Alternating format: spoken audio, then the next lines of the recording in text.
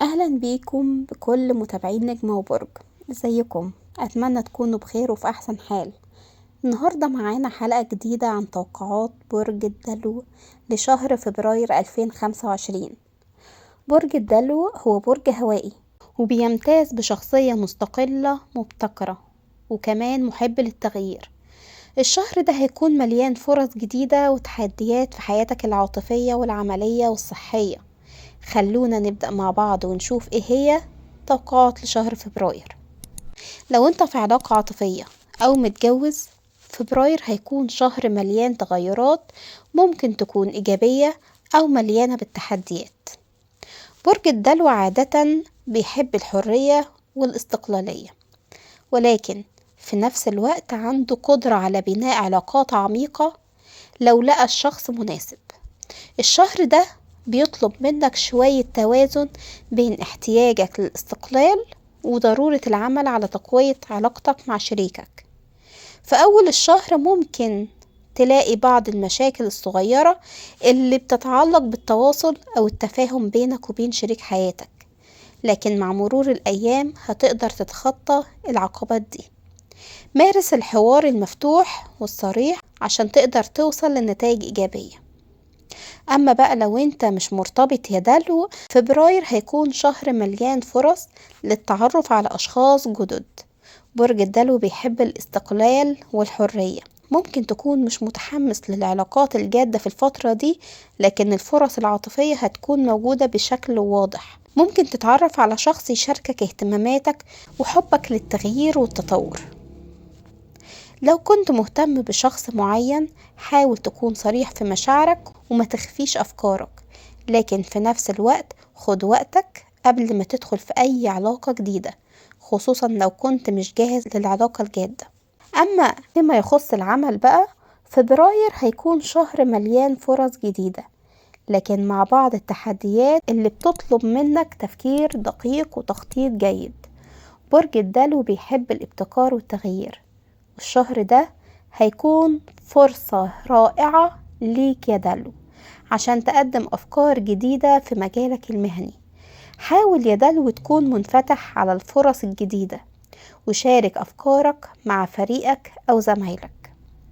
في أول الشهر يا دلو ممكن تحس بشوية ضغط أو توتر بسبب متطلبات الشغل، لكن مع نهاية الشهر هتبدأ تشوف نتائج جيدة جدا للجهود دي. حاول ما تستهنش بأي فرصة جديدة بتظهر قدامك، وكون حريص جدا في التعامل مع الزملاء والمديرين.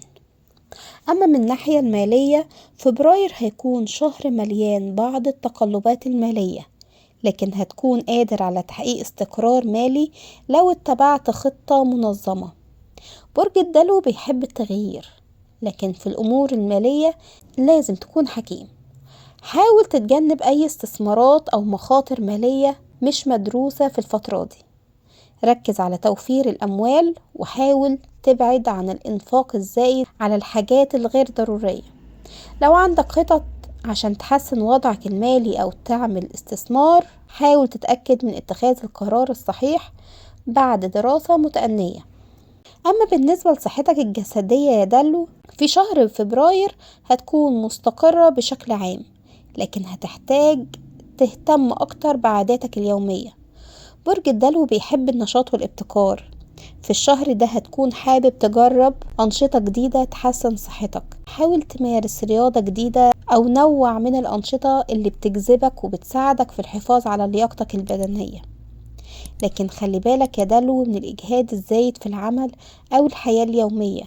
حاول تدي جسمك وقت كافي للراحة. لو كنت بتعاني من مشاكل صحية أو تعب مستمر، حاول تطلب استشارة طبية لتحديد السبب.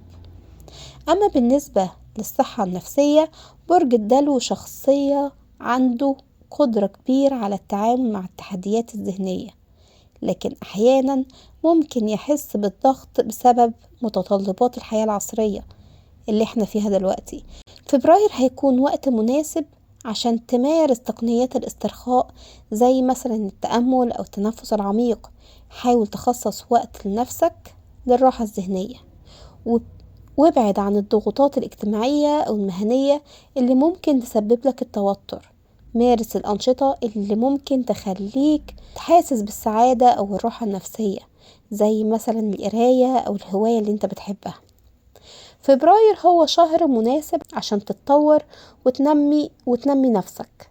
برج الدلو شخص مبدع وفضولي، وهو دايما في رحلة ان هو لازم يدور على الحقيقة ويفهم العالم كله. حاول يا دلو انك تستغل الشهر ده عشان تتعلم مهارات جديدة او تكتسب معرفة جديدة في المجالات اللي هي بتهمك. لو كنت مهتم بمجال معين، فبراير هيكون وقت كويس جدا ان انت تدور او تدرس. اما بالنسبة للنمو الروحي، حاول تاخد خطوة لقدام في انك تفهم نفسك اكتر.